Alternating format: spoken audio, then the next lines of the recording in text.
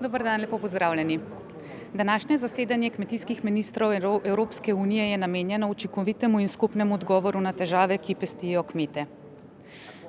Evropska unija skozi skupno kmetijsko politiko namenja veliko sredstev za odgovor na krize v državah članicah, ampak očitno to ni dovolj.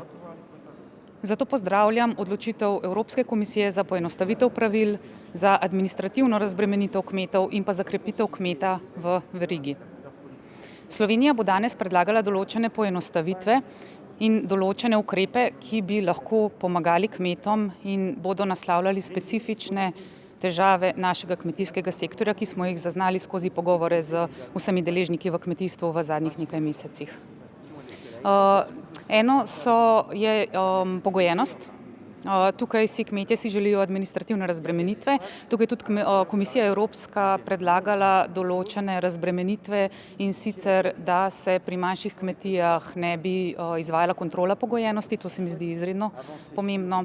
Predlagali bomo tudi, glede na tiste poplave, ki smo jih imeli lansko leto in na vse dogajanje okrog tega, bomo ponovno predlagali uvedbo ad hoc mehanizma. V lanskem letu smo skupaj s Hrvaško že dali predlog, da se uvede hiter, učinkovit finančni mehanizem, s katerim bi Evropa lahko se ustrezno odzvala na take okoljske katastrofe. Zdaj bomo ponovno ta predlog izpostavili, zato ker smo imeli tudi precej veliko podporo takrat predvsem mediteranskih držav. Pomembno se nam zdi tudi, da naslovimo dobre kmetijske in okoljske pogoje, kjer zahtevamo večjo prožnost in pa upoštevanje specifik naše države. Želimo si tudi, da se spremembe strateških načrtov poenostavijo, sploh takrat, ko gre za neke manjše zadeve, in pa da lahko spreminjamo strateške načrte več kot enkrat letno.